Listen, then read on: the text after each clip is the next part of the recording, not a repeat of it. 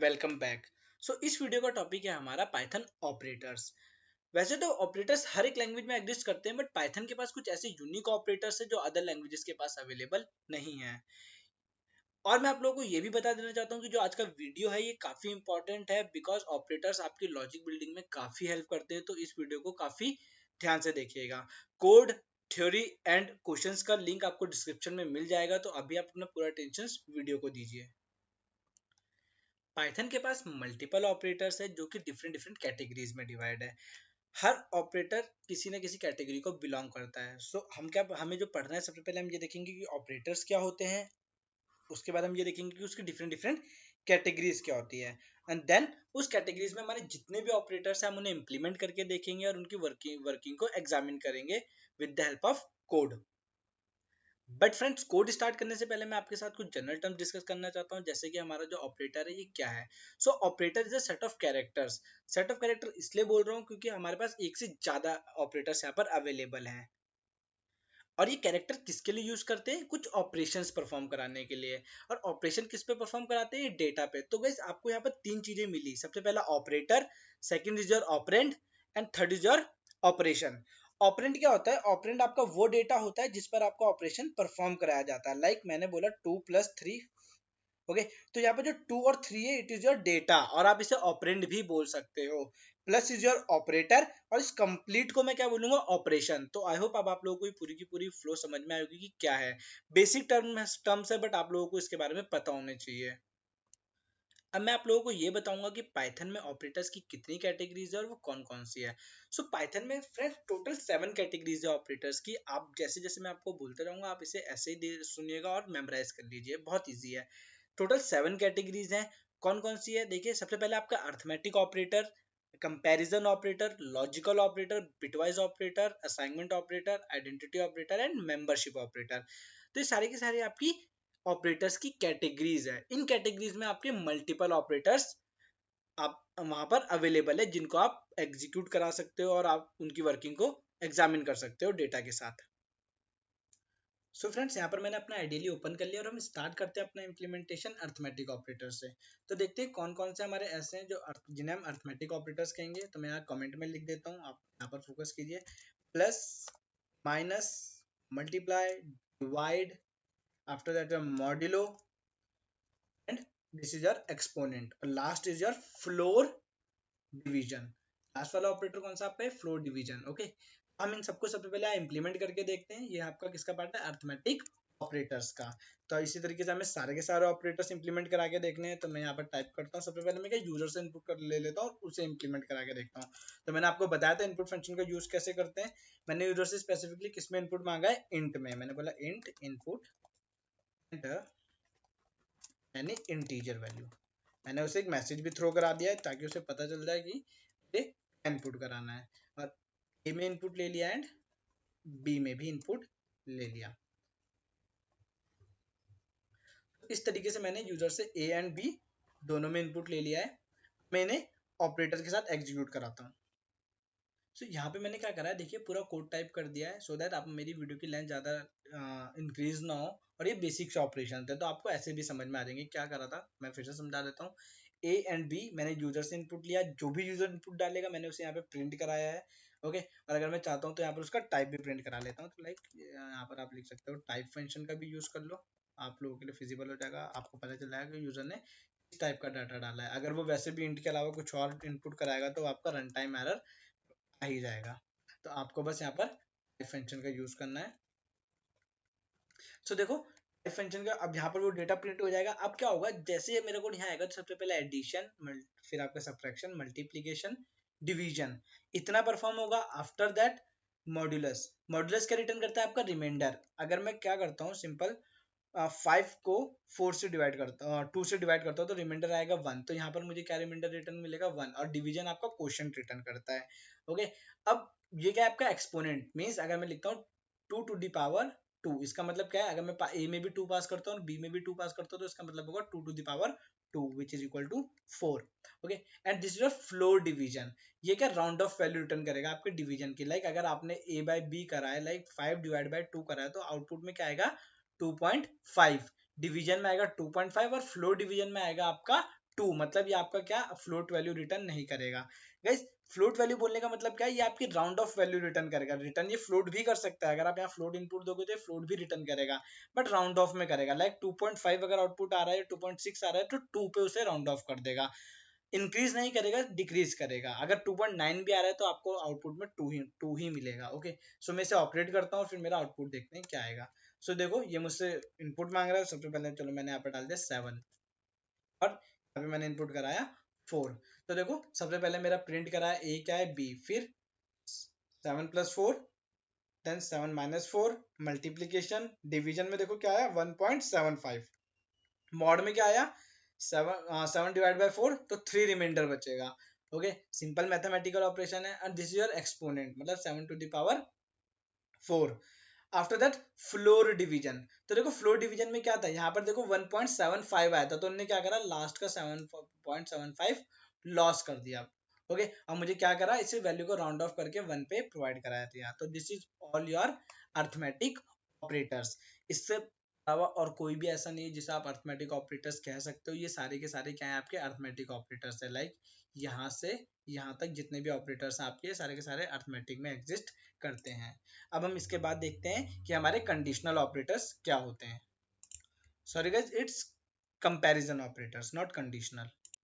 So friends देखते हैं आपके कंपैरिजन ऑपरेटर में क्या क्या आता है। तो कंपैरिजन ऑपरेटर में जो आपका आता है वो आता है आपका greater than, smaller than, after that equal to, not equal to, मतलब जो डेटा को क्या करता है सिंपल कंपेयर कर सकता है, greater than, equal to and smaller than equal to. तो ये सारे के सारे क्या है आपके कंपैरिजन ऑपरेटर्स हैं। अब मैं इसे डेटा के साथ इंप्लीमेंट करके देखता हूँ। तो जैसे मैंने प्रिंट में यहाँ लिखा है, मैं इस सबको ऑपरेट करता हूँ ए एंड बी के साथ। ओके, ए और बी में जो भी आएगा, तो अब मेरा अर्थमेटिक का काम तो खत्म हो गया है, तो मैं क्या करता हूँ उसे मल्टीपल लाइन से कमेंट करा देता हूँ। इसीलिए मैं मल्टीपल लाइन का ज्यादा यूज करता हूँ, सो दैट मेरा आउटपुट स्क्रीन बार बार पूरी फिल ना हो जाए। तो जो भी आएगा सबसे पहले क्या करेगा, इनपुट मांगेगा, इनपुट मांगने के बाद प्रिंट कराएगा, एंड प्रिंट कराने के बाद मेरा जो भी मैं यहाँ पर लॉजिक लिखूंगा या जो भी कोड लिखता हूँ उसे एग्जीक्यूट कराएगा। तो देखो मैंने कहा प्रिंट, और ये रिटर्न क्या करता है इस पे फोकस करेंगे। सबसे पहले मैं ये परफॉर्म कराऊंगा, ए ग्रेटर देन बी, मेरा पहला ऑपरेशन। तो क्या होगा, ए ग्रेटर देन बी। इसी तरीके से स्मॉलर देन देख लेते हैं। ओके, मैं बोल रहा हूँ a smaller than b. Okay, मैं अपने सिर्फ ऑपरेटर्स यूज कर रहा हूँ। After that equal equal b, guys this is equal to operator. Okay, ये क्या है हमारा इक्वल टू ऑपरेटर है, and this is not equal to. अगर इसकी बात करा जाए तो ये क्या है हमारा, A is not equal to B. ये कंप्लीट होने वाला है, and then greater than equal to, मतलब बड़ा भी हो सकता है और उसके बराबर भी हो सकता है, this smaller than equal to at last. इसके लिए बस मुझे इसे ऐसे करना पड़ेगा, A smaller than equal to B. Guys ये आपकी कंडीशन पे डिपेंड करता है कि आपने उससे यूज कैसे करा है। ओके, तो देखो अब मैं ए और बी में इनपुट डालूंगा। मैं क्या बोल रहा हूँ अच्छे से ऑब्जर्व करना, these operators always returns boolean। अब boolean क्यों बोल रहा हूँ, आपका चाहे कुछ भी हो, आप इंटीजर चेक करो, स्ट्रिंग चेक करो, ये आपको क्या रिटर्न करेंगे, ट्रू या फॉल्स। तो इसे मैं ऑपरेट कराता हूँ। मुझसे इनपुट मांग रहे हैं, मैं अभी के लिए यहाँ पे डाल देता हूँ 45 एंड 6। ओके, ए में 45 एंड बी में 6। तो आउटपुट क्या आ रहा, इज ग्रेटर देन बी। सबसे पहला ये ऑब्वियसली ये ट्रू है। ये क्या यहाँ पर क्या चेक करा था मैंने, A is smaller than B, A is smaller than B. तो ए में 45 था और बी में क्या था मेरा, बी में मेरा 6 था। तो ये तो क्या हुआ, फॉल्स हो गया। ये कंडीशन क्या हुई मेरी, फॉल्स, इसीलिए ये फॉल्स दे रहा है, बिकॉज ए में तो 45 था ना, और ये क्या बोल रहा है, ए स्मॉलर देन बी, तो ये फॉल्स है। उसके बाद मैंने क्या बोला, ए इक्वल इक्वल बी, तो ये इक्वल भी नहीं है, इसीलिए मुझे फॉल्स दे रहा है। Not equal to, obviously not equal to, एक में 45 और एक में 6 है। यहाँ पर देखो a इज ग्रेटर देन और इक्वल टू b, तो इक्वल टू तो नहीं है बट ग्रेटर देन तो है, तो obviously it is true. a is smaller than b। Okay, smaller than equal to b, तो ना स्मॉलर देन है ना इक्वल टू, तो इसलिए क्या आ रहा है, फॉल्स आ रहा है। So this is your comparison operator. एक दो बार इसे और एग्जीक्यूट करा के देख लेते हैं। लाइक मैंने डाला 45 एंड 45, अब देखते हैं आउटपुट क्या आएगा। देखो, इज ग्रेटर देन b, यहाँ पर देखो क्या है, ए इज ग्रेटर देन बी, ना छोटा है ना बड़ा, इक्वल है, तो ये क्या बोल रहा है, बट फिर उसे फॉल्स बोल रहा है। क्या बोल रहा है, फॉल्स बोल रहा है। फॉल्स इसलिए आ रहा है गाइस क्योंकि यहाँ पर क्या है, देखो इक्वल है, तो यहाँ पर भी फॉल्स आ रहा है, यहाँ पर भी फॉल्स आ रहा है आपका।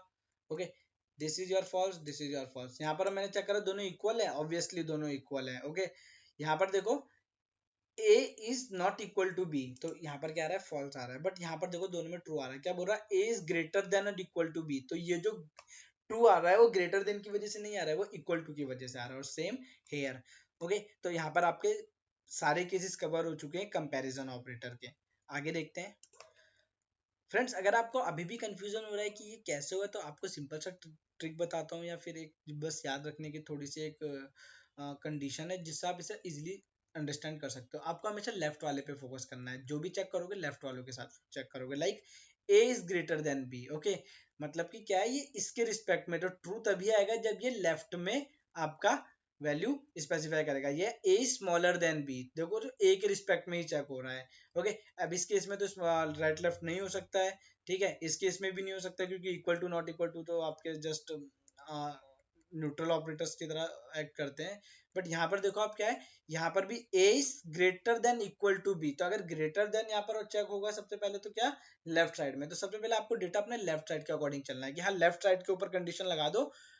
ओके, राइट साइड से कंपेयर करके, दैट्स इट। ओके, अगर आप यहाँ पे ये वाला ऑपरेटर लेते हो तो ऑब्वियसली ये किसके लिए ग्रेटर देन स्पेसिफाई करेगा, आपके लेफ्ट वाले के लिए। यहाँ पर अगर आप लेते हो तो ये स्मॉलर देन भी लेफ्ट वाले के लिए स्पेसिफाई करेगा, राइट वाले के लिए नहीं करेगा। तो आपको मेजरली किसको पकड़ के चलना है, लेफ्ट वाले को पकड़ के चलना है। आई होप अब आपको कंपैरिजन ऑपरेटर में कोई डाउट नहीं होगा। सो फ्रेंड्स, मैं आप लोगों के साथ एक कंडीशन डिस्कस करना चाहता हूँ अपने कंपैरिजन ऑपरेटर्स की, जिसे कहते हैं चेनिंग कॉन्सेप्ट। ओके, चेनिंग कॉन्सेप्ट क्या होता है, चेनिंग ऑफ ऑपरेटर्स। तो चेनिंग कॉन्सेप्ट क्या होता है, लाइक मैंने कुछ ऐसा लिखा, प्रिंट रिजल्ट आदि। ओके, यहाँ पे मैंने क्या लिखा, रिजल्ट। अब मुझे जो भी आउटपुट मिलेगा वो कुछ इस तरीके से मिलेगा, क्या कि मैंने बोला 1 is greater than 4, greater than 5, lesser than 8, okay, equal to 9 and not equal to 7। What is this, मैंने सारे ऑपरेटर्स एक लाइन में लिख दिए। क्या चेक होगा इसमें, मेरा आउटपुट कैसे आएगा, तो इसमें बहुत सिंपल तरीका है, बहुत ही इजीली आप इसे सॉल्व कर सकते हो। बट आपको एक चीज ध्यान में रखनी पड़ेगी, एक स्टेटमेंट बस।